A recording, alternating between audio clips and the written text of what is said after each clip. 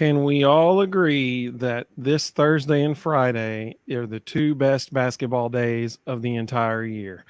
And boy, we are excited to talk about it tonight. My name is Evan. This is my brother Rustin, or Doctor of Pickology. Welcome to the Vol Bros podcast. We are two Vol Bros who are actually bros in real life. And we are super excited to be talking about March Madness. It is time.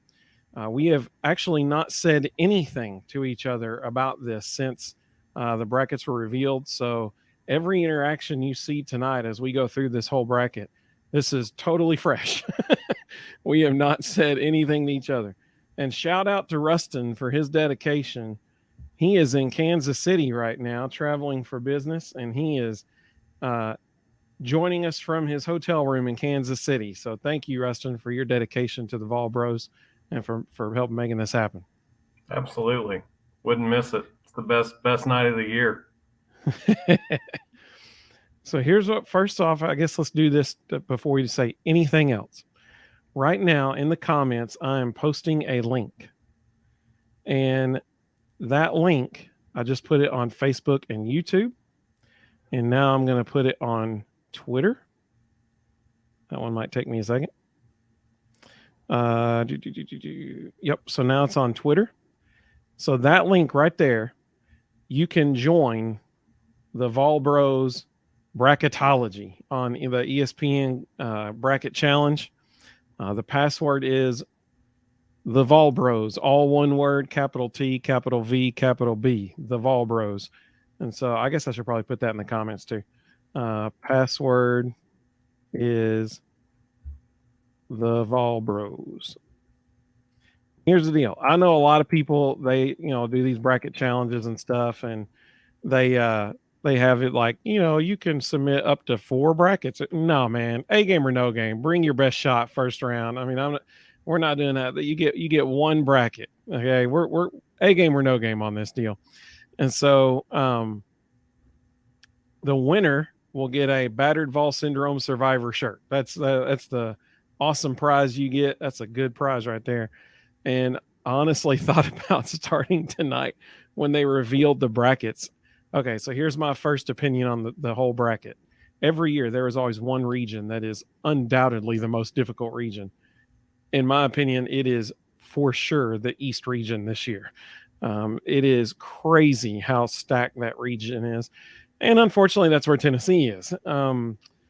So I thought about immediately when I was watching the bracket reveal on CBS, I was like, maybe I should start the show tonight by saying, well, we have these shirts called Battered Vol Syndrome Survivor shirts, because it felt like it, man, when we were watching the brackets revealed. I was like, oh my goodness. But Rustin, where would you like to start first? I've got the full bracket pulled up here. Where would you like to start first? Which region? It's totally up to you. I'm good wherever. Well, I tell you what, let's go to the South region first. We'll go up to the top corner there. So let's zoom in, and I'll go to 100% zoom here. You might be able to see that. I'm not sure. If not, I'll move it to where you can see a little bit better. Yeah, I probably ought to go in some more. In hindsight, probably should have done that before we started. All right, so here is the South region. We got 1 seed Alabama versus the winner of Southeast Missouri State and Texas A&M Corpus Christi. There you go. Yeah.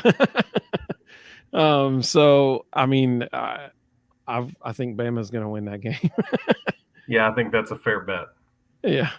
Maryland, West Virginia, very interesting game. Actually, kind of surprised West Virginia got in, but I think there are several teams that could have had a way better resume and case than West Virginia.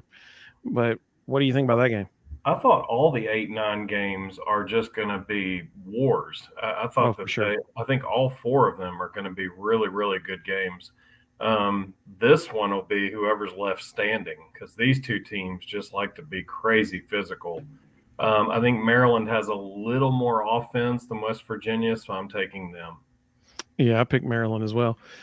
San Diego State, Charleston. Now, Seth Davis on the broadcast on ECBS, he was firing all cylinders, buddy. Like every upset possible, he was like bam, bam, bam, throwing them out there. He was all about upset city. And this one, I think San Diego State will probably win, but I picked Charleston just because we're from Chattanooga, and we're used to seeing College of Charleston, so it's kind of like a rooting for the home team kind of deal. I actually agreed with Seth on this. I did not pick Charleston in the round of 32, but I could easily see Charleston making it to the Sweet 16 in this bracket. I like them to honestly, I don't think this will be close. I think they'll beat San Diego State easily. I'm not a fan of all the West Coast teams and where they got seeded. I don't think any of them have been tested. And I think Charleston wins this easily. Virginia Furman. Furman coming out of the Southern Conference, where the Chattanooga Mocs play. Virginia, unbelievably good defensive team, fantastic coaching, just a solid basketball team. I got Virginia. Who do you have? I have Virginia, but I think it'll be really close. I think it'll be way closer than Tony Bennett wants, and it'll be really uncomfortable. Yeah, I totally agree. Creighton, NC State. I got Creighton. I have Creighton as well. And while we're here, I think this is the biggest snub in the entire tournament. How NC State got in over Clemson is just mind boggling. Their resumes are almost identical, and Clemson beat them head to head 3 times. How on earth did North Carolina State get in ahead of them? That is a fantastic question. And probably one that everybody in the surrounding area of Clemson, South Carolina, is asking tonight as well. Clemson had a really solid year. They really did. And so I think that is a fantastic point that you just made. Baylor and California Santa Barbara. Baylor, although I think, again, this will be closer than they would like it to be. The Gauchos can really score. I don't think they can play with Baylor for 40 minutes, but I think this will be a lot closer than people expect. Yeah, at least one guy, Clark Kellogg on CBS, picked Santa Barbara, but I'm going Baylor as well. Missouri and Utah State. Missouri. I got Missouri as well. And then Arizona and Princeton. Now, the 15-2 games are always interesting. This is Princeton's first time back in the dance for a while, but I got Arizona. But it'd be a fun one to watch. I think this will be a little closer than people expect as well. Princeton's gone back to running the Pete Carrill system. They will slow this thing down to a crawl, and they will dictate tempo. It'll be interesting. It'll be interesting to see if Arizona can make them play faster. I got Arizona, but I think it'll be interesting. So that means both of us staying in that same Sacramento area. Both of us had Arizona and Missouri. Who you got winning that? Arizona. So I took Missouri in that one. And then Baylor Creighton, I took Baylor. Who you got winning that one? I have Baylor there as well. So then I've got Baylor and Missouri, and you've got Baylor and Arizona. I have Baylor making it to the Elite Eight. Who do you have making it to the Elite Eight? Baylor. Okay. All right. So up here, we both had Virginia and Charleston. I picked Virginia, and I think you said you did too, right? I did, but I could easily see Charleston winning that one also. And then Bama and Maryland. I have Alabama. Yeah, I did too. And so then Bama and Virginia. That is an intriguing matchup, in my opinion, because it's like complete opposite styles of basketball. Unfortunately, I think that Bama will outscore Virginia and ultimately win that game. I think it would look a lot like the Duke-Virginia game from yesterday in the ACC championship game. What do you think about that one? I've got Alabama. Honestly, I don't think it'll be close. I think Virginia will keep it close for a little while, but Alabama just has too many weapons, and Virginia's offense is abysmal. So that means that both of us have Alabama and Baylor in the Elite Eight, and I have Alabama moving on to the Final Four. Is that who you have? Yep. All right, so let's go across. I want to save the East for last because it's the most frustrating in my opinion. Let's go across to the Midwest. Houston, Northern Kentucky. I mean, we're Houston, right? That would be a correct Houston, Yeah, yes. and nobody's pulling the trigger on Northern Kentucky in that one. Iowa, Auburn. This is an intriguing matchup, man. They talked about this one a lot, both on CBS Another, and ESPN tonight. yeah, another 8-9. So I have Auburn as one of those teams that they're streaky shooters, and if they're hitting, they're hard to beat. I got them hitting that night. I think they're going to beat Iowa. I do too. I like Bruce in March. I think he's a master motivator. March is all about guard play, and he's got a bunch of really good guards. So I see Auburn beating them. And then Miami, Drake. Drake's a good team, but Miami, this is almost insulting to them Yeah, to have this them was as a a slap five in the seed. face. I mean, I was like, what in the world? And that was one of my overall thoughts about the bracket in general was that the ACC and the SEC got very little respect in Yeah, this bracket. I mean, my goodness, we hadn't got there yet, but later on in this region, Texas A&M got a 7 seed. Are you kidding me? Uh, Miami, Miami was the number 1 seed in the ACC tournament, and they got a 5 seed in the in the NCAA tournament. I was like, well, what in the world? they've got A&M lower than Missouri. Like, how does Yeah, that make sense? exactly. Great question. So Miami, Drake, I've got Miami. Who you got? I have Miami, but I think it'll be uncomfortably close. Drake's Yeah, I very agree with you. good. I agree with you. Indiana and Kent State, Indiana. I have Indiana as well, but again, this is another one. The Golden Flashes are really good. Honestly, I could see Drake and Kent State winning both these games. I don't think they will, but I could absolutely see it happen. So that means that these 4 teams right here, we have the same matchup in the round of 32. We've got Houston, Auburn, and Miami, Indiana. Of those 2, I got Miami, and my upset special is Auburn over Houston. I have Auburn and Indiana. All right, so then right here, I've got Auburn, Miami. You've got Auburn, Indiana. So we Yes. both picked Auburn to upset Houston. I'm not a Houston believer, especially now that Marcus Sasser's injured. I gotta see it to believe it. I don't think they've Yeah. played anybody, and I think they're when they finally get tested, they're gonna fold. And I've got Miami beating Auburn to move on to the Elite Eight. Yeah, I do too. So both of us have Miami in the Elite Eight then. Um, oh, side note, I know we're No, like no, no. I'm sorry. doing. I'm sorry. I have Indiana beating Miami. Oh, okay, there you go. So I know that we're doing the whole bracket challenge thing, and we got the link in the comments on these posts and everything. But don't just steal all our picks. Like we're sitting here. The best I've ever done in the first round. One year, of the first 16 games, I went 14-2 on day one, and I was like, man, this is awesome. Then the next day, I lost like 7 more. So I guess 23-9 wasn't bad for a first round, but I mean it's impossible to get all these right. Iowa State or the winner of Mississippi State and Pitt, which, side note, that's going to be an awesome basketball game. Mississippi State and Pitt, that's going to be a really good game. Yeah, Iowa State. Yeah, I had them too. Xavier and Kennesaw State. Xavier. So I got an upset special on this one. I'm going Kennesaw State with that one. Okay. Unfortunately, the thing that concerns me is it's their first time ever going to the NCAA tournament. So that's not good. Yeah. There might be a little, Hoosiers moment where they walk in the gym and measure the rims and that kind of stuff. Like, it's all the same, that kind of thing. Right. But I got Kennesaw State there, but I do have Iowa State beating Kennesaw State. What do you have happening in the second round? You had Iowa State and Xavier. Yeah, I've got Xavier beating them. Okay. All right. And so then Texas A&M, Penn State. I've got Texas A&M. That's going to be a really impressive game, and it's going to come down to who dictates tempo. Penn State's going to want to make that thing the most boring game ever. A&M's going to have to figure out a way to speed it up. I think A&M wins, but I think that's a really good game.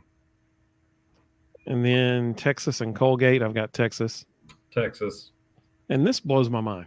So Texas is the 2 seed in the Midwest, and they send both them and Texas A&M to Des Moines, Iowa. It was How? intentional. I mean, that makes no sense to me. They wanted I that. mean, They wanted that second round Texas versus Texas A&M game. This was all I about selling tickets. I totally understand that. My question is, why did they send him to Des Moines, Iowa? That's my question. Like, you would think they Probably, would have sent him. yeah, it was probably something with everybody else's seating, but Yeah. this was totally intentional.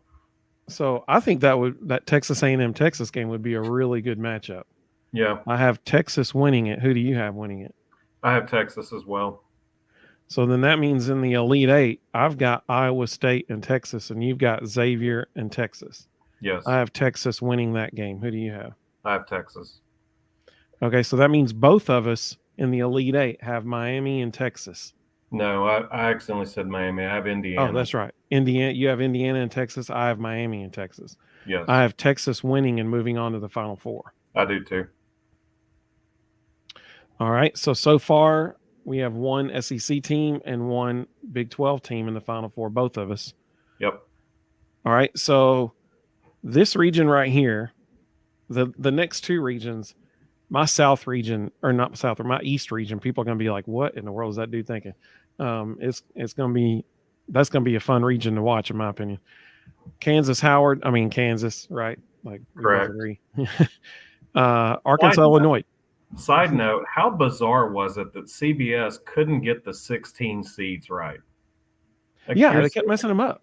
you're sitting there watching the show and you're like, you had one job. Like this is the Yeah, most important thing you do all year. And oh, by the way, it's your highest ratings grabber of the year. And you can't put people on the right lines. And then yeah, a couple of times they accidentally showed who was coming on screen before they announced it. I was sitting there watching it going, who is producing this? yep. Absolutely agree.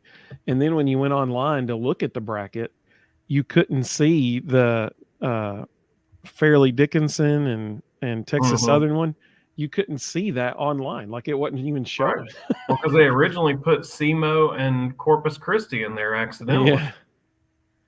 Um, so Arkansas, Illinois, man, that's a really That's gonna be a street fight. yeah, differing styles, but it's just both very physical teams. Um, And both very mouthy teams. Don't be yeah, shocked if there's some fights in that one. They those both of those teams like to talk. I've got Arkansas barely edging them out. What do you have? I do too, but I could easily see Illinois winning that game. But I've got Oh yeah, for sure. Arkansas. I think the difference will be Nick Smith. Illinois' point guard isn't quite the caliber of player Nick Smith is, and I think he's the slight difference. All right, so Kansas and Arkansas. I've got Kansas. Yes, I do too. Okay, so then on the bottom half of that region right there, St. Mary's and VCU. I think it was Seth Davis predicting a VCU upset right there. I picked St. Mary's. I'm a big fan of St. Mary's. I think they're a veteran group. I think they shoot the ball extremely well. I love how they play. They can score in bunches. I think St. Mary's wins that, and I wouldn't be surprised if St. Mary's makes a Cinderella run. And Iona, who is always a threat in March, always. With UConn, I took UConn, but I think it's closer than the experts think. Oh yeah, there's going to be all eyes on that one, especially with all the smoke right now around Rick Pitino taking the St. John's job. Um, that's that's going to be a game to watch. I've got UConn as well, but Iona is tough. So then St. Mary's and UConn, I've got St. Mary's. Who do you have? Um, oh, what is it doing? Sorry, it keeps messing up. Um, so I have St. Mary's. I do too. So then Kansas and St. Mary's. Who do you have moving on to the Elite Eight? I have Kansas, but I think St. Me Mary's is too. going to give them all they want. Yeah, I agree. Texas, excuse me, TCU, and the winner of Arizona State, Nevada. I've got TCU. I do too. Uh, Gonzaga and Grand Canyon University. Gonzaga. I do too. Okay, now here's the thing. This game right here, and this is where people might start disagreeing with me. This TCU Gonzaga matchup right here. I think the winner of that game is in the Final Four. That's my prediction. The winner of this game right here, TCU and Gonzaga, they're making it to the Final Four. I have Gonzaga winning that. Who do you have? Gonzaga. Yeah, now All that right. you say that, looking at the rest of the bracket, I think that's legit. I think that's probably a good call. So when you look at Northwestern and Boise State, Northwestern, man, so happy for Chris Collins. What a great story that team has been this year. Uh, Northwestern and Boise State. I got Northwestern. Who you got? Yeah, I love how Northwestern plays. I like how they share the ball in March. That's going to be hard to beat. Any guy on that roster can beat you on any given night. I got Northwestern. And then UCLA and UNC Asheville. The Fighting Drew Pimbers. You're picking them? No. Oh man, I am. This is one of my 15-2 upsets right here.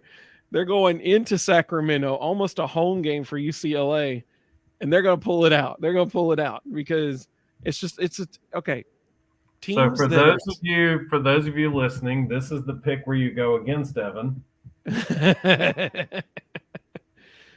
Hey, you always have to have one that you're like, that would never happen, but maybe. That's my that would never happen, but maybe pick this year. Hey, Drew Pember got a shout out by the CBS crew. CBS called him one of the best players in the country. I'm like, yeah, whoa, I was like, that might be an overreaction. When they said that, I was like, that might be exaggerating just a hair. But I mean, I hope they go out there and he lights it up. I really do. I hope I'm ecstatic for Drew. I always said he was never used properly at Tennessee. He's a pick and pop guy. UNC Asheville runs a pick and pop offense. It's perfect for him. I wish he was still in Knoxville because I think he could be giving us a lot of minutes right now, but it just wasn't a good fit. Those who may be watching and are unfamiliar with Drew Pember, Drew started his career at Tennessee. He was there 2 years. Is that right? Yeah. 1 year, 2 years. I think it's 2 years. 2. And then he transferred to UNC Asheville. And this year he is tearing it up at UNC Asheville. And he scored 40 points in like multiple games this year. He's just playing really, really well.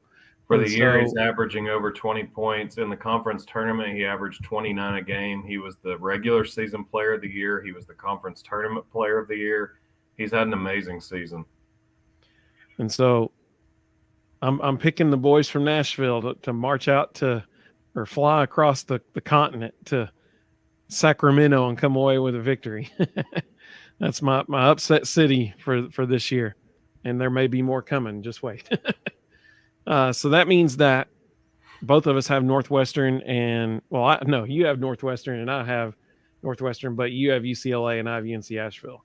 Yes. So out of UCLA and Northwestern, who do you think wins that game? So this is probably my biggest upset. I think Northwestern makes it to the Sweet 16 only because Jalen Clark is out for UCLA. UCLA has not looked good since he got injured. They lost the conference defensive player of the year and their second leading scorer in one guy. And that hurts. And that you can't make up for that. I mean, that's a huge loss. And I think Northwestern is balanced enough that loss will be an issue, and Northwestern will beat them. Yeah, Northwestern's good. Like, they're a legit good team. So I have Northwestern beating UNC Asheville, which means that both of us have Gonzaga and Northwestern making it to the Sweet 16. I have Gonzaga winning that one. Who do you have? Gonzaga. And so that means that both of us have Gonzaga and Kansas in the Elite Eight. I have Gonzaga beating Kansas in the Elite Eight. Gonzaga. So our Final Fours are exactly the same so far. 3 out of 4 so far.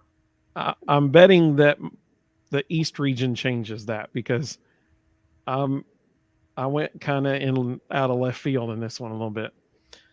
All right, so here is the in my opinion easily the most difficult region in the entire tournament.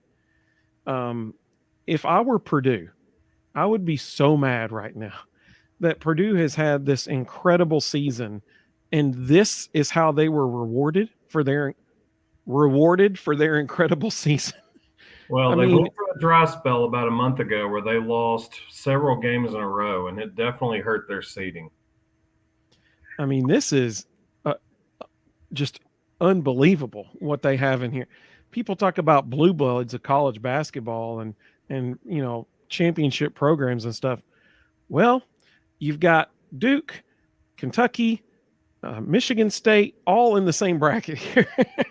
Like this You're, is you're sleeping and on one. Duke and Tennessee may both be in trouble. Oral Roberts.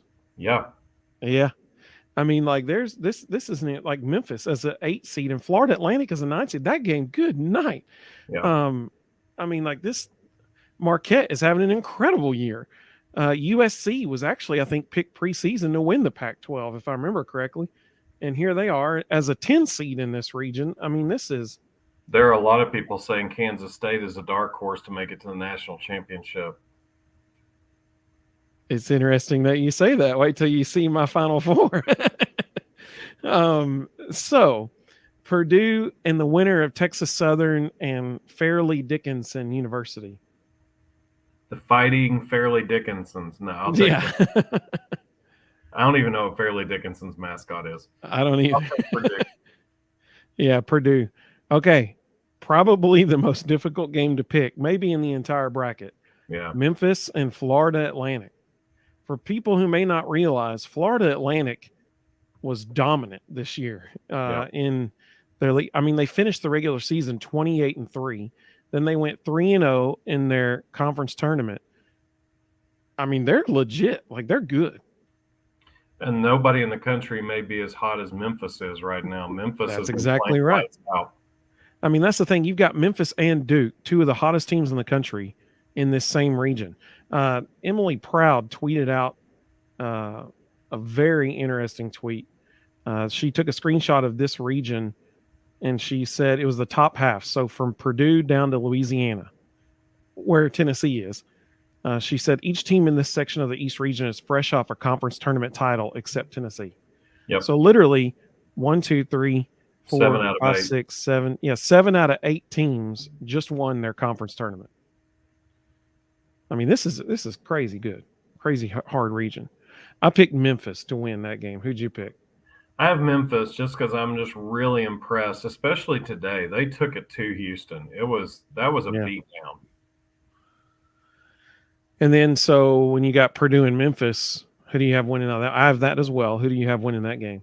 So I do think the one thing Memphis does not have an answer for is they are at times incredibly undisciplined. And a team like Purdue that takes care of the ball can backdoor you to death, can pound the ball inside. I think they do all the things that will frustrate Memphis. I think this will be a close game, but I don't think Purdue will let Memphis dictate the tempo, and I think Purdue will win this. Yeah, I totally agree. Okay, Duke and Oral Roberts. Duke, they've won 10 or 9 in a row. They're the interesting stat on ESPN tonight. They said this is the first time Duke has entered the NCAA tournament on a 9-game winning streak. Last time was in 2015 when they won it all. So if I was John Shire, I would be terrified that they are the stereotypical 5-12 matchup. Yeah, for real. For those who don't remember, Oral Roberts is the same Oral Roberts who made it to the Sweet 16 last year, and they did not lose anyone. It's the exact same team, a year older and a year better. And if you look at them statistically from last year to this year, they are better across the board in every statistical category than they were last year when they made a run to the Sweet 16. So I think Duke wins this, but I'm not gonna. I, I would not be shocked at all if Loyola or if Oral Roberts is this year's Loyola Chicago. If they go Sweet 16, maybe even Elite Eight, who knows, maybe even Final Four. It would not surprise me in the slightest because this is a veteran team who has already experienced success in March, and they are really, really good. Um, could be an overtime thriller, first round right there in Orlando. I picked Duke as well. I mean, they're on fire right now. You know, I think back to back games in the ACC tournament, they scored over 90 points both games. Then obviously they play Virginia, and nobody scores 90 points against Virginia. So um, I think Duke wins that one. So Tennessee, Louisiana, who you got? Um, I really hope that Rick Barnes gets a soundbite of all three announcers on the selection show immediately picking Louisiana and plays Yeah, it on repeat during practice every single day this week ad nauseum. amen, brother. Because the one thing we know about this roster, we've got a bunch of dudes with pride and we got a Yeah, bunch of dudes with ego. And I hope that they just take that and use it for everything it's worth to come out and beat Louisiana into the ground with everything that they've got and just obliterate them. And here's what I don't understand about all those announcers so quick to pick that. Louisiana this year has had two games against teams in the top 100. Two. And in those two, they are 0 2. They lost to Drake and they lost to Texas by 28 points. So the fact that they were so fast to make those statements on the air was incredibly insulting and honestly really spoke to the fact that those guys hadn't done their homework. yeah, I don't know how any rational person looks at the number one defensive team in America and says a team who has only been tested by Texas, okay, that's legit, but you lost by 30, and Drake, and oh, by the way, you lost to them too, is going to come out and compete at that level. That I hope we just drub them. It was interesting that the primary justification that all of the people used on TV tonight to pick Louisiana over Tennessee, the primary justification was they don't have Zakai Ziegler. Yeah, Okay, well, think about who they've beaten without Zakai Ziegler right. so far. We beat Alabama without Zakai Ziegler. So I mean, I don't understand why that was a point of emphasis. Like, well, they don't have Zakai, so they're going to lose this game. Um, I think I picked Tennessee to win this game. Um, the spread opened up as a 14-point spread. I think you're going to see that line move towards Louisiana, honestly, Yeah, it's especially after already all the people picked them. yeah, it's already down to 10.5. There you go. Whoa, we just had a whole bunch of comments all come through all at the same time. So if you've commented before just now, I apologize. They all just literally just came through. Eating my crow with hot sauce said, "Howdy, fellas. I'm surprised we're a 4 seed." He said Auburn out first round. Potentially. I mean, they play Iowa. Yeah, I certainly it's could happen. possible. Adam Daniels said, "Bro, Purdue is winning though." About against Memphis, I guess. I mean, we both picked Purdue to win. And then Eating my crow with hot sauce said, "This one just came through just now. I'll say it again. They don't like us. LOL." Well, That was pretty obvious. that's fair to say. So that's cool. I wonder why all the comments. Literally all of them just came through all at the same time. Just then, I don't know what happened, but I'm glad that we're getting to them now. Adam Daniels said Zach Edey is going to go crazy. Well, I mean, he has most of the year. I like Zach Edey as a player. I think what's going to hurt Purdue down the stretch is starting two freshman guards. I just it's March. Veterans win in March. Guard play wins in March, and nothing about freshman guards starting in both backcourt spots screams national championship. Yep, totally agree. Totally agree. So that means that we both have Duke and Tennessee in the second round. I'll go ahead and say my analysis of that one. Earlier this year, when Tennessee lost to, I think it was Florida. Yeah, it was Florida.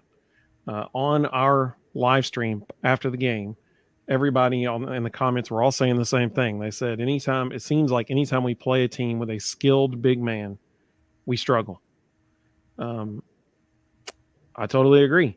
Unfortunately, Duke has two of them. They got Filipowski, which is just, dude's a player. I mean, he averaged 20 something points a game in the conference tournament. Um, I mean, just he's a player. And then that Lively kid, my goodness, that Lively kid, the way he protects the rim is what everybody wants Adu to be. Like that's who they want him to, and who everybody wants Uros to be, the guy who protects the rim like Lively. Having seen the way Lively played Armando Bacot for North Carolina, I mean, he essentially shut Bacot down. Well, that's concerning because none of our big guys are as good as Armando Bacot, and so I don't think that's a good matchup for us. I, that's a concerning. If you're a Tennessee fan, you have to be concerned about that one because the areas that Duke excels at are areas that are we typically have not played well against this year.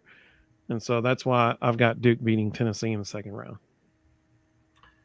So I'm going to give a disclaimer here.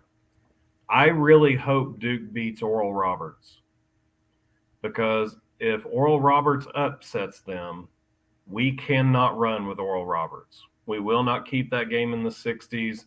They will score 70 plus on us easily because they score 70 plus on everybody. If Oral Roberts upsets Duke, Oral Roberts is going to beat Tennessee because we won't be able to hold them back.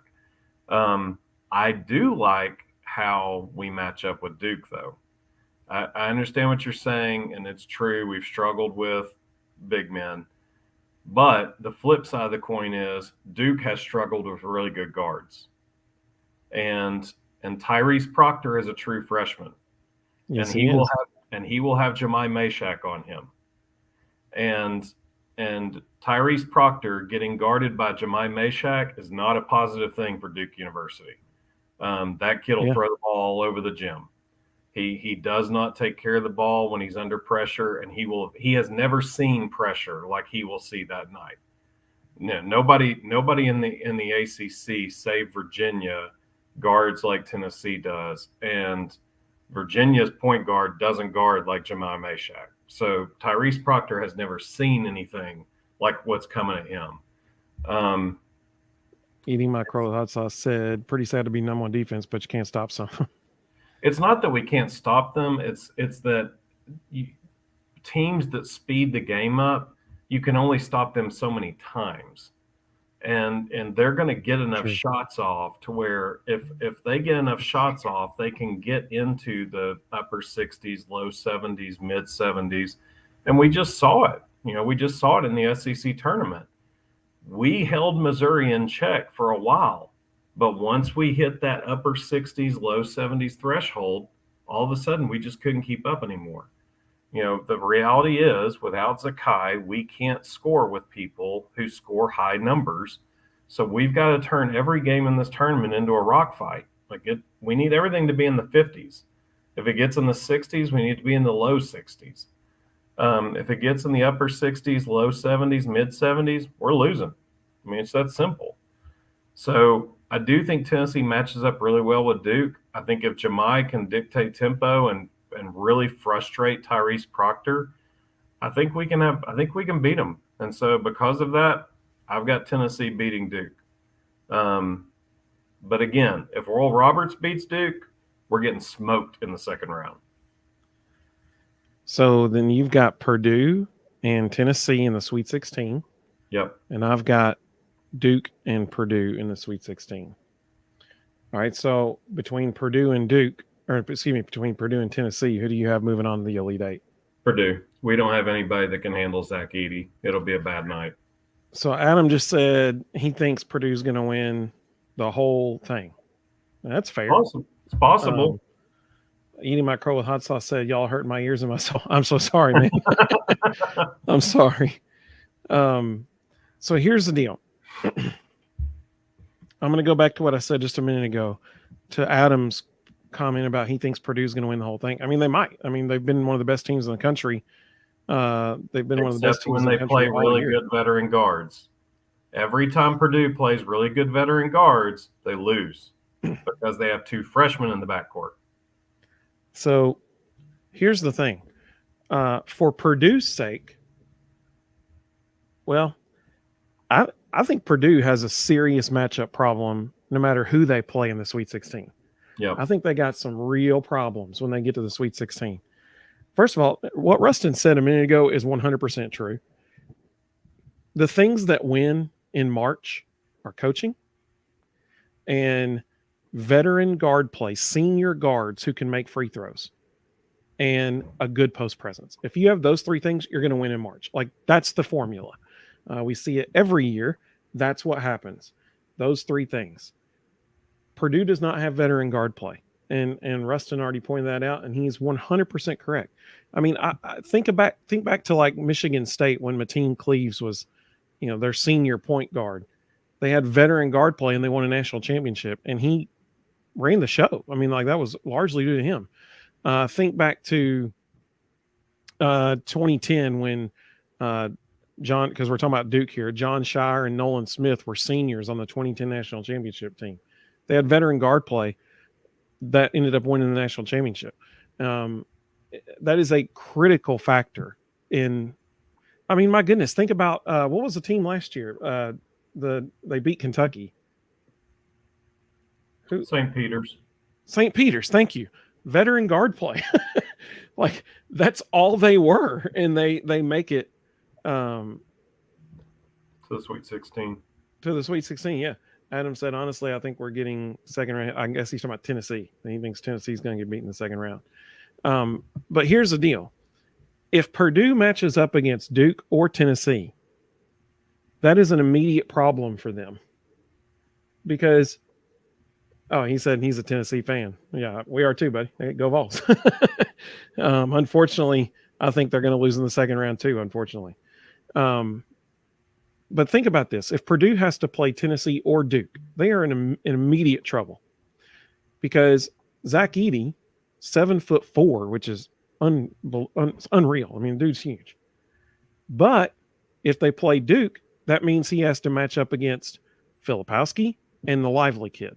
I can't remember the Lively kid's first name. Marcus? No. I can't remember. Derek, there we go.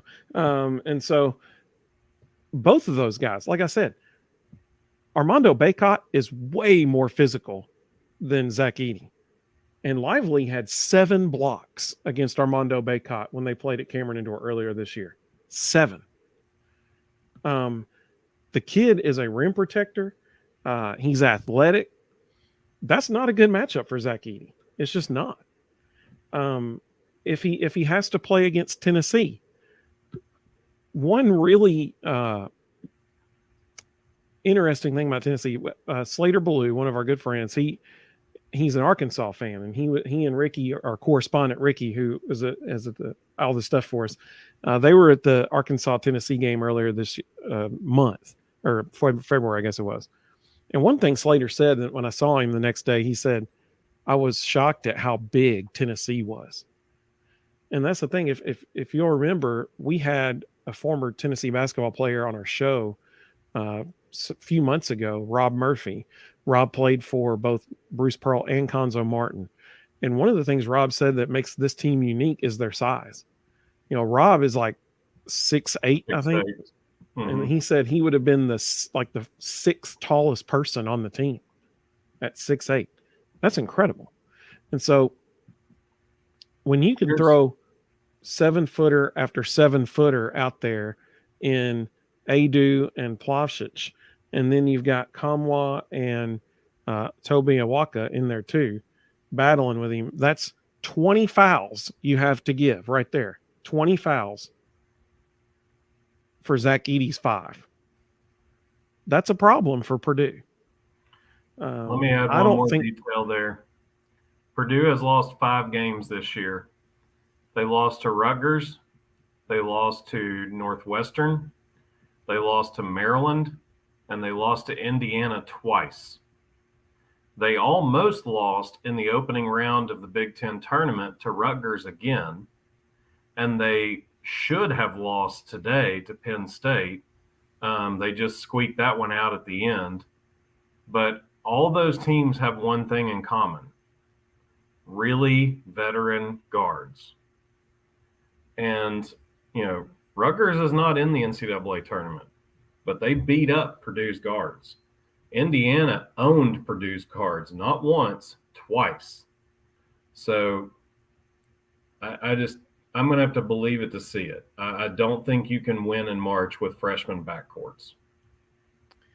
So I have Duke beating Purdue in the Sweet 16 because I think it's a really bad matchup. No matter who Purdue plays, whether it's Duke or Tennessee, it's not a good matchup for them.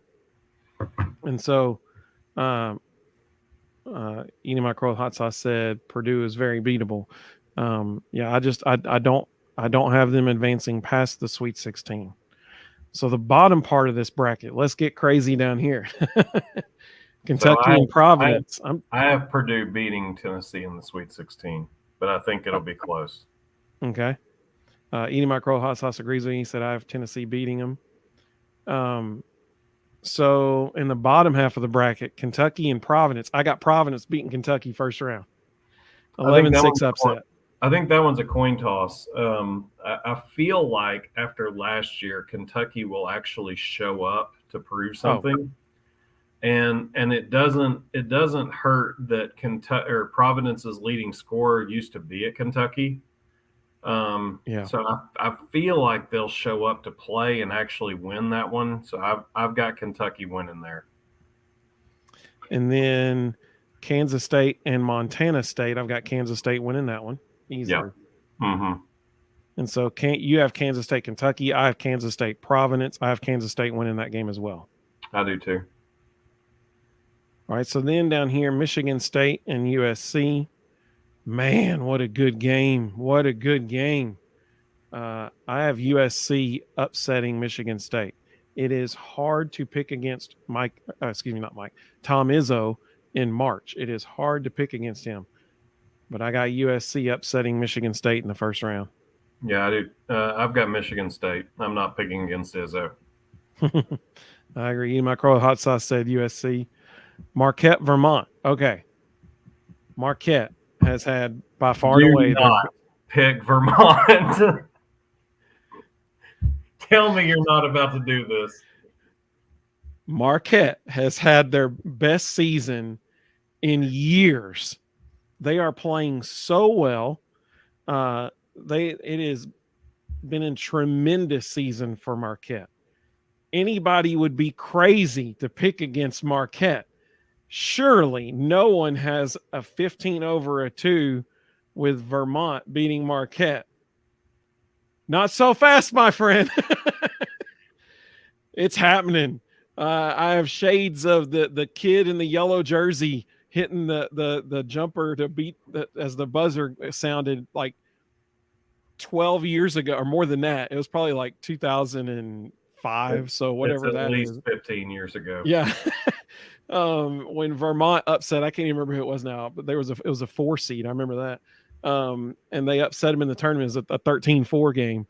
It's happening again, baby. Vermont upsetting Marquette. I told you this thing's going to get crazy in this half of the bracket for me. It's definitely not happening again because there's no one on Vermont's roster that could even make the squad at Marquette. Marquette's going to win that game by 40. Eating my crow with hot sauce said that was 2004, whenever that guy hit that shot. I'm going way back for this one. Hey, if that dude ends up seeing this live stream, shout out from the Vol Bros, man. That was a great shot. From 19 years ago. Yeah. So that means I have Vermont and USC in the second round. You have Michigan State and Marquette, which is probably more likely. I went with USC making it to the Sweet 16. Who do you have going to the Sweet 16? Marquette. All right. And so then up here, you said you had Kansas State moving on the Sweet 16 over Kentucky. Is that right? Yes. All right. So that means you've got Kansas State and Marquette. I have Kansas State and USC. And I have Kansas State beating USC, moving on to the Elite Eight. I have Marquette in the Elite Eight. Okay, so that means you have Tennessee and Marquette in the Elite Eight. Is that correct? No, Purdue and Marquette. Purdue and Marquette. Okay, I got you. Thank you. So you've got Purdue and Marquette in the Elite Eight. I've got Duke and Kansas State in the Elite Eight. I have Kansas State beating Duke, making it to the Final Four. I have Marquette playing speedball and leaving Purdue's freshman backcourt in the dust and moving on to the Final Four. Yeah, that's a terrible matchup for Purdue if they play each other. Just saying. Yeah. Like that is not a good scenario if you're a Purdue fan, if they have to play Marquette. Two totally different styles of basketball. That's not a good matchup for Purdue at all. And Marquette's fast enough to make Zach Edey a non-factor. Like, he'll get his points and his rebounds, but it won't matter because the guards won't do anything. Well, and I mean, that's the thing. That's what I was saying earlier. You know, Purdue, they're number one in the country for many weeks of the whole season this year. And the result of all that is they get placed in this nightmare of a region called the East region that is just a gauntlet. I mean, whoever wins this region, they deserve to cut down the nets in that place, man, because they earned it. If you come out of this region on top, you have earned it. So that means for the Final Four, you've got Alabama and Marquette. Yep. And Texas and Gonzaga. Okay. So I've got the same matchup over here. I've got Texas and Gonzaga, and I've got Alabama and Kansas State, which that would be a really fun game to watch. I'm just saying, like, if that happens, Alabama Marquette would be a really fun game to watch too. That would be, yeah. That game will be in the 90s. Totally agree. So who do you have winning between Alabama and Marquette? Alabama. I do too. I have Alabama beating Kansas State in the Final Four, making it to the championship game. And then on this side of the bracket, we got Texas and Gonzaga. Okay, this would be just a wonderful basketball game to watch. It would probably be pretty frustrating at times too, because there wouldn't be like, I don't know. It would just be a very, fundamentally sound basketball game. You'd see excellent defense being played. You would see tremendous passing, excellent off the ball movement, tremendous screens. Like, it would be an offensive clinic, really. I mean, when you watch this game, yeah, Rustin and I got to hear Mark Few at the Final Four one time give a presentation on his offense. And it was fascinating. I mean, this would be a wonderful thing to watch. Texas and Gonzaga. I have Gonzaga beating them. Who do you have? I have Texas. Yeah, I mean, it's a coin flip, right? I mean, that would be incredible. Both have all the ingredients for a successful run in March. Yeah. So that means you've got Alabama and Texas in the championship game. Is that correct? Yep. And I've got Alabama and Gonzaga. That is not a good matchup for Gonzaga if that happens and they're playing Bama. And I have Bama beating them in the national championship. Who do you have between Bama and Texas? 6 weeks ago on this show, I said Alabama is the best team in America. I still believe that. It didn't matter what the bracket said. I was picking Alabama to win it all.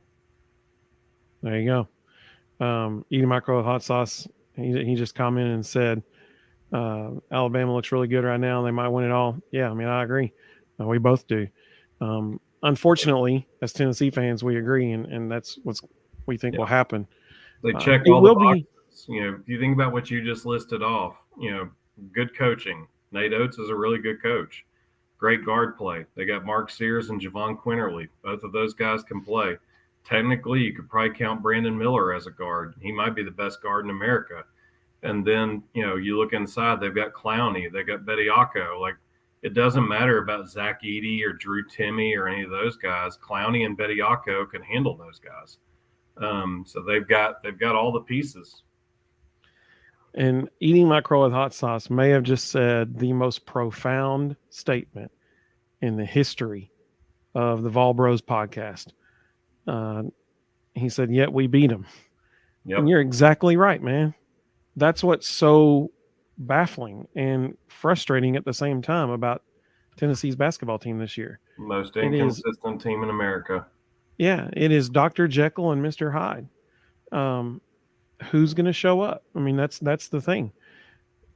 I'm so glad you said that, because I'm going to zoom out here just so we can look at this whole bracket. Let's zoom out to that, and as we look at this bracket up here, in this, well, actually no, down here in the West, you've got Kansas as a number 1 seed. Tennessee beat them. Over here in the Midwest, you have Texas as a number 2 seed, who both of us, but Rustin and I both had them going to the Final Four. Rustin had them in his championship game.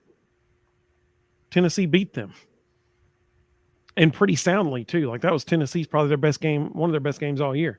Like, yeah, it was it or Alabama were their 2 best games of the year.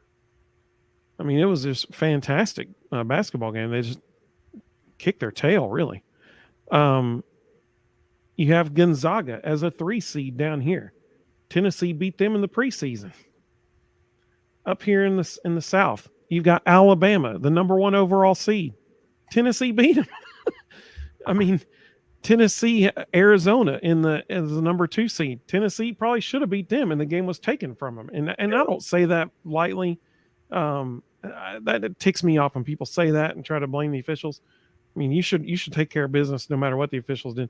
But I mean, that was like, even people who were not Tennessee fans were commenting on that game like, that was messed up. I mean, the only thing worse than that I've seen this year was the umpire at the Mississippi Valley State game this weekend, who the batter did not like the second called strike, and he jumped up and down and kind of showed up the umpire a little bit. And then the next pitch was like way low and outside, wasn't even close to the strike zone, and the umpire rung him up and called him out, and that ended the game. Yeah, and now that umpire is suspended indefinitely by the conference for doing that. I mean, it was just absurd what he did. That's like taking the game away from a team. Well, what happened at Arizona, some of the things that were not called, it was absurd. And so Tennessee's right there in the mix with Arizona. You look at this whole bracket, and there's teams all up and down this bracket that Tennessee has beat this year. So, I mean, here we are. We're saying, I've got them losing in the second round. Rustin's got them losing in the Sweet 16. They could lose in the first round, or they could win the whole thing. I mean, possible. You literally just have no idea with who's gonna show up, and if shots are gonna fall or not that night. If shots are falling, look out. There's nobody on this bracket that they can't beat if shots are falling. I mean, my goodness, if Josiah shows up and plays the way he's capable of, if Olivier shows up and plays the way he's capable of, and heaven forbid, if Julian Phillips finally decides to be what he can be and takes care of the ball and doesn't fumble it all over the court, we can beat anybody. Absolutely. So, in the comments of this, there is a link to our bracket. It's called the Vol Bros Bracketology on ESPN. The winner of the tournament challenge gets a free Battered Vol Syndrome Survivor shirt. And the password to join our group, the group bracket, is the Vol Bros, all one word with a capital T, V, and B. So, Thursday, go time. I haven't seen a game time. I don't think it's been set yet. Have you? They did. It's 9:40. It's the late game in Orlando. Oh man. Okay, so here's the deal. Not only is it the late game, but it's the late game and it's on the East Coast. It's in Orlando. Mm-hmm. So it's the last game of the day on the East. I mean, that's just horrible.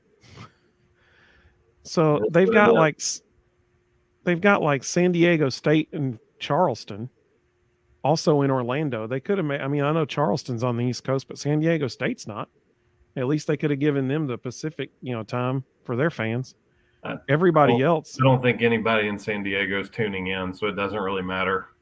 yeah, probably not. Um, let's see. The Lady Vols bracket is set, and that's a fascinating one. I think we need to talk about. So eating my crow with hot sauce said we chant it's great to be a Tennessee Vol, but it really isn't all that great sometimes.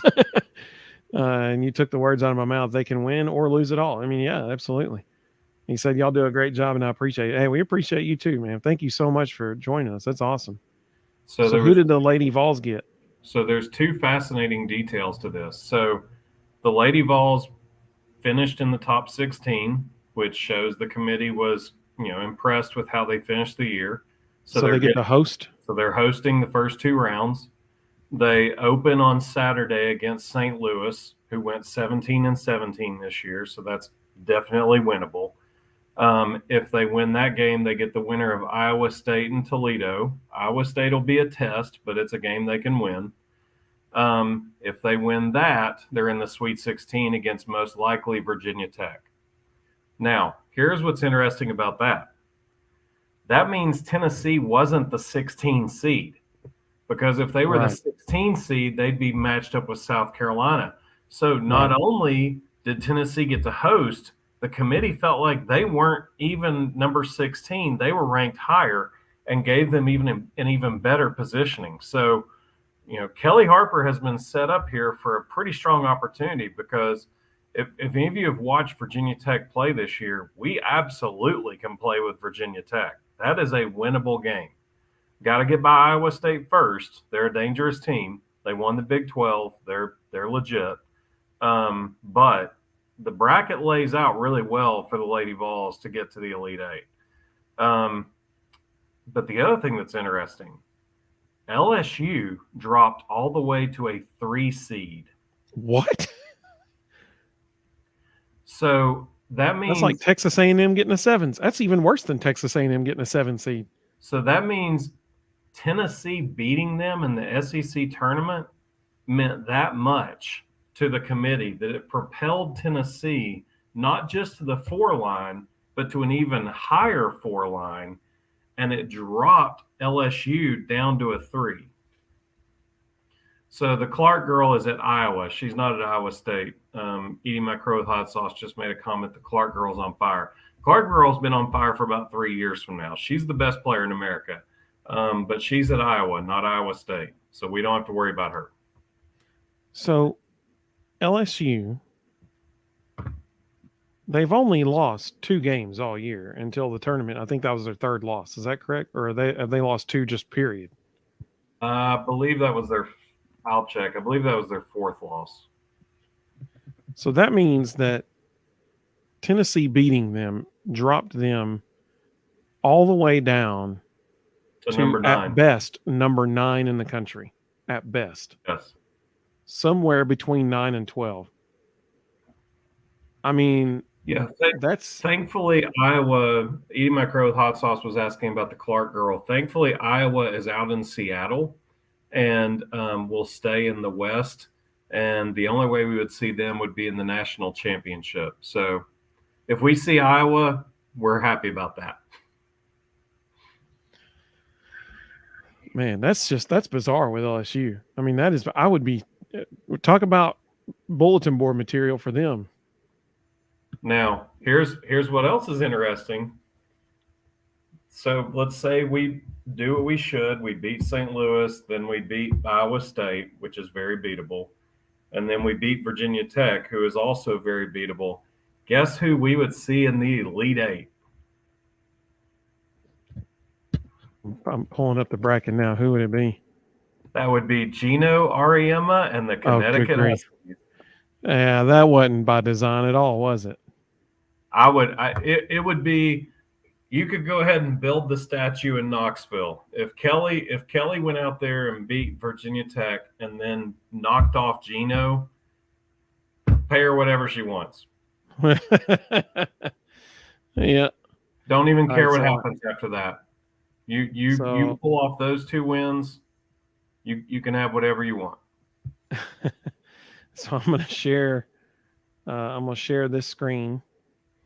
But I say all that to say the bracket really lines up nicely for Tennessee. They got a great draw. South Carolina and Iowa are on the opposite side. They wouldn't see either of them until the championship. They've got Indiana on their side. Indiana's very good, but it So would they be got in the the. Final Four. So the three teams they will be hosting this weekend are Iowa State and Toledo, and And St. Louis. St. Louis. And St. Louis is 17-17. So I'm gonna zoom in so people can see it a little bit better. Poor UTC won the conference championship and got rewarded with Virginia Tech. Yep. So here is the Lady Vols bracket. Probably like you said, safe to say Sweet 16 matchup against Virginia Tech if they make it that far, which hopefully they will. And then on the bottom, man, that's a golly bum. Look at that.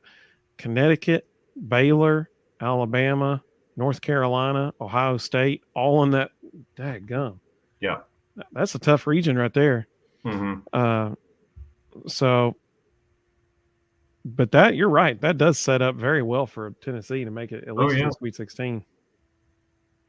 I mean, the best teams in the country are Indiana, Stanford, obviously South Carolina, and Iowa, and we don't see any of them.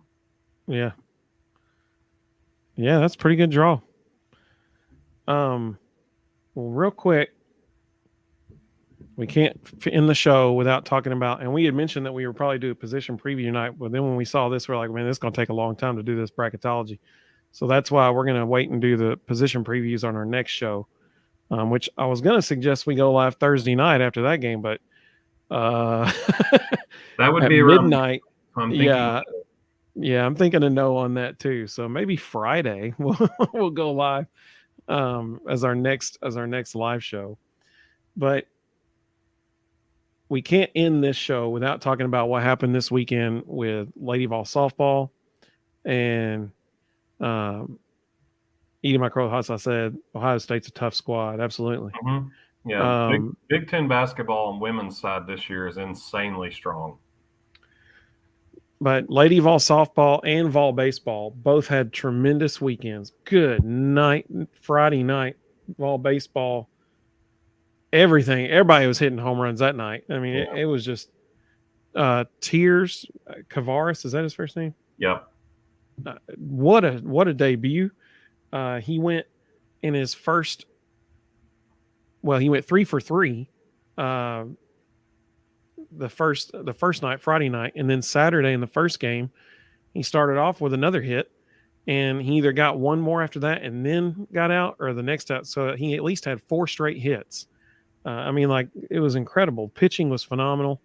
And I think it was 6 2/3 innings Chase Burns had, which would only be 20 outs. He had 13 strikeouts out of 20 outs. Yeah. That's nuts. I mean, it's crazy. It's incredible how well they played. What do you think about the Lady Vols and the baseballs this weekend?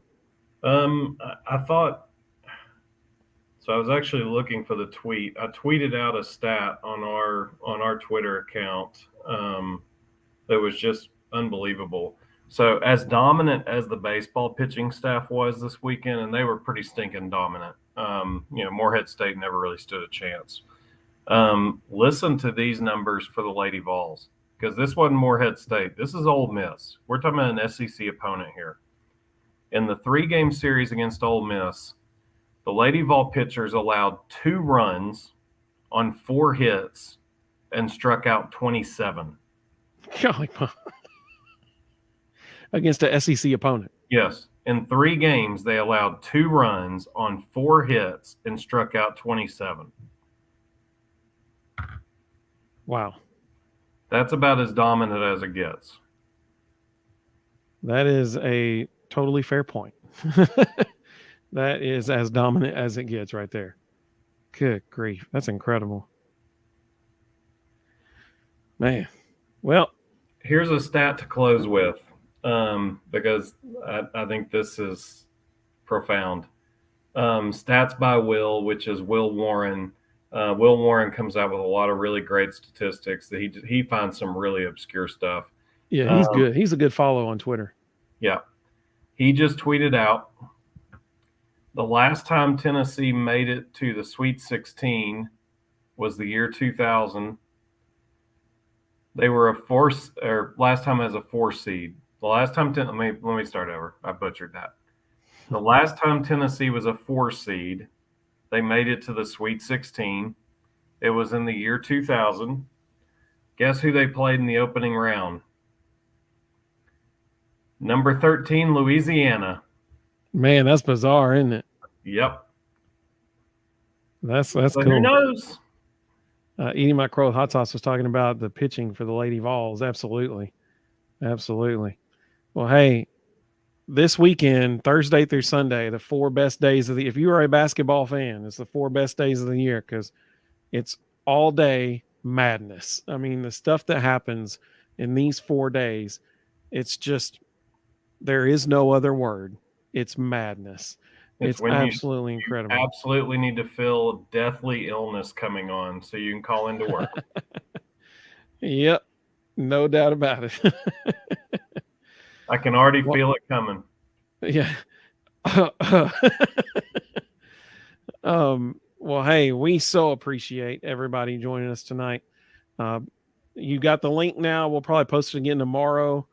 Just a regular, post and a reminder.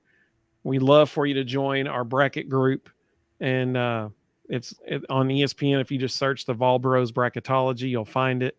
The password to join that group is the Vol Bros, all one word, capital T, V, and B. Yeah, there you go. Did you put that up there? Mm-hmm. Or did I do that? I didn't do that. Look at you go, man. That's what I'm talking about. And so, that's the link is in the comments. You can find it there, and it'd be so much fun if everybody joins. It'd be a blast. You only get one bracket though. We're not doing this deal where you can submit like 20 brackets. That's not real. That's not real. You got to go with it, man. Make a decision and go with it. Vermont over Marquette, baby. UNC Asheville over UCLA. These 15-over-2 games, man. That's what I'm talking about. Next Sunday or whenever it is, when it Friday or whenever, people will be like, man, he called it. And I'm like, yeah, that's right, I did. We appreciate everybody joining us. It's so much fun. So, Rustin, thank you for joining from Kansas City. He's on the road, committed to the Vol Bros and our listeners and our viewers. Appreciate that very much. So we hope everybody has a wonderful evening, and we hope to see everybody the next time we go live. Just be kind of monitoring our social medias, and we can let you know where it's at the Vol Bros on YouTube, Facebook, Twitter, and Instagram. So just be monitoring that, and we're looking forward to some fun days ahead with some March Madness. So go Vols. Anything can happen, baby. Anything can happen. So go Vols, and we will see you all soon.